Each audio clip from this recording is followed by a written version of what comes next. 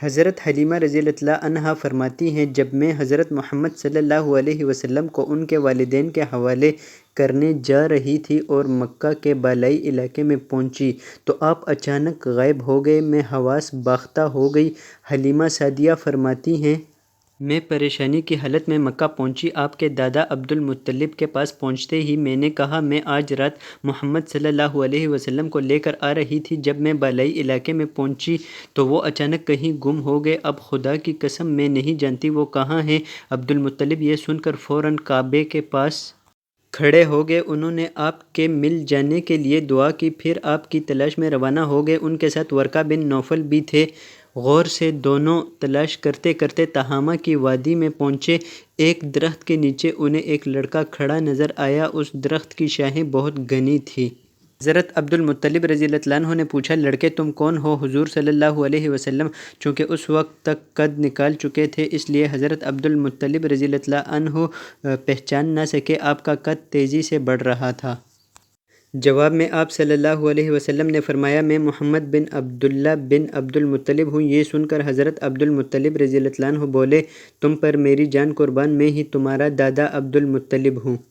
پھر انہوں نے آپ صلی اللہ علیہ وسلم کو اٹھا کر سینے سے لگایا اور رونے لگے۔ آپ کو گھوڑے پر اپنے آگے بٹھایا اور مکہ کی طرف روانہ ہوئے۔ گھر آ کر انہوں نے بکریاں اور گائیں ذبح کی اور مکے والوں کی دعوت کی۔ آپ کے مل جانے کے بعد حضرت حلیمہ سعدیہ حضرت آمنہ رضی اللہ عنہا کے پاس آئی تو انہوں نے پوچھا، حلیمہ اب آپ بچے کو کیوں لے آئی؟ آپ کی تو خواہش تھی کہ یہ ابھی آپ کے پاس اور رہے۔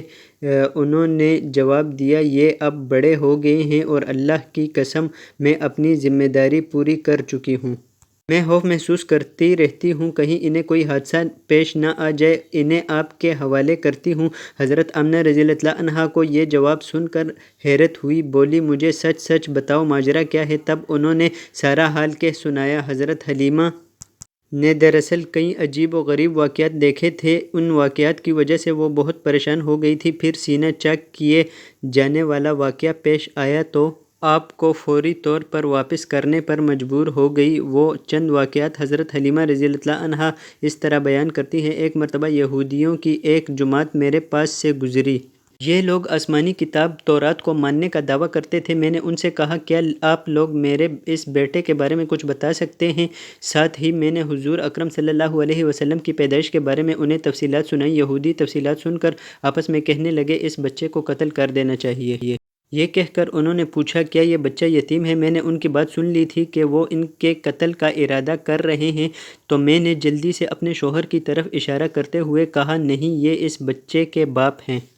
تب انہوں نے کہا، اگر یہ بچہ یتیم ہوتا تو ہم اسے قتل کر دیتے۔ یہ انہوں نے اس لیے کہا کیونکہ انہوں نے پرانی کتابوں میں پڑھ رکھا تھا کہ ایک آخری نبی آنے والا ہے، ان کا دین سارے عالم میں پھیل جائے گا، ہر طرف ان کا بول بالا ہوگا، ان کی اور بچپن کی یہ علامات ہوں گی اور یہ کہ وہ یتیم ہوں گے۔ اب چونکہ ان سے حلیمہ سعدیہ نے یہ کہہ دیا کہ یہ بچہ یتیم نہیں ہے تو انہوں نے خیال پڑھ لیا کہ یہ وہ بچہ نہیں ہے، اس طرح انہوں نے بچے کو قتل کرنے کا ارادہ ترک کر دیا۔ اسی طرح ان کے ساتھ یہ واقعہ پیش آیا۔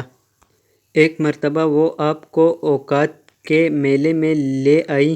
جاہلیت کے دور میں یہاں بہت مشہور میلہ لگتا تھا۔ یہ میلہ طائف اور نخلا کے درمیان لگتا تھا۔ عرب کے لوگ حج کرنے آتے تو شوال کا مہینہ اس میلے میں گزارتے، کھیلتے کودتے اور اپنی بڑائیاں بیان کرتے۔ حضرت حلیمہ سعدیہ رضی اللہ عنہا آپ کو لیے بازار میں گھوم رہی تھی کہ ایک کاہن کی نظر ان پر پڑ گئی۔ اسے آپ میں نبوت کی علامات نظر آ گئی۔ اس نے پکار کر کہا، لوگو، اس بچے کو مار ڈالو۔ حضرت حلیمہ رضی اللہ عنہا اس کاہن کی بات سن کر گھبرا گئی اور جلدی سے وہاں سے سرک گئی۔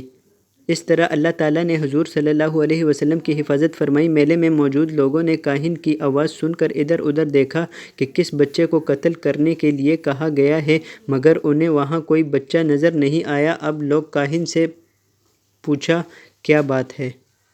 آپ کس بچے کو مار ڈالنے کے لیے کہہ رہے ہیں؟ اس نے ان لوگوں کو بتایا، میں نے ابھی ایک لڑکے کو دیکھا ہے، معبودوں کی قسم وہ تمہارے دین کے ماننے والوں کو قتل کرے گا، تمہارے بتوں کو توڑ دے گا اور وہ تم سب پر غالب آئے گا۔ یہ سن کر لوگ آپ کی تلاش میں ادھر ادھر دوڑے لیکن ناکام رہے۔ حضرت حلیمہ سعدیہ رضی اللہ عنہا آپ صلی اللہ علیہ وسلم کو لیے واپس آ رہی تھی کہ ذی الحجہ ان کا گزر ہوا۔ یہاں بھی میلہ لگا ہوا تھا۔ اس بازار میں ایک نجومی تھا، لوگ اس کے پاس اپنے بچوں کو لے کر آتے تھے، وہ بچوں کو دیکھ کر ان کی قسمت کے بارے میں اندازہ لگاتا تھا۔ حضرت حلیمہ سعدیہ رضی اللہ عنہا اس کے نزدیک سے گزری تو نجومی کی نظر حضور صلی اللہ علیہ وسلم پر پڑی۔ نجومی کو آپ صلی اللہ علیہ وسلم کی مہر نبوت نظر آ گئی تھی، اور ساتھ ہی آپ صلی اللہ علیہ وسلم کی آنکھوں کی حاس سرخی اس نے دیکھ لی۔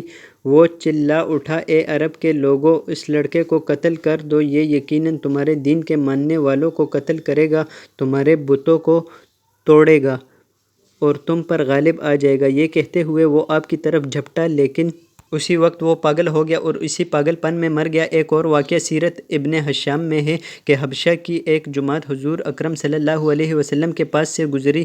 اس وقت آپ صلی اللہ علیہ وسلم حلیمہ سعدیہ کے ساتھ تھے اور آپ کو آپ کی والدہ کے حوالے کرنے جا رہے تھے۔ ان عیسائیوں نے آپ صلی اللہ علیہ وسلم کے کندھوں کے درمیان مہر نبوت کو دیکھا، آپ صلی اللہ علیہ وسلم کی آنکھوں کی سرخی کو بھی دیکھا۔ انہوں نے حلیمہ سعدیہ رضی اللہ عنہا سے پوچھا، کیا اس بچے کی آنکھوں میں کوئی تکلیف ہے؟ انہوں نے جواب میں کہا، نہیں، کوئی تکلیف نہیں، یہ سرخی تو ان کی آنکھوں میں قدرتی ہے۔ ان عیسائیوں نے کہا، تب اس بچے کو ہمارے حوالے کر دو، ہم اسے اپنے ملک لے جائیں گے۔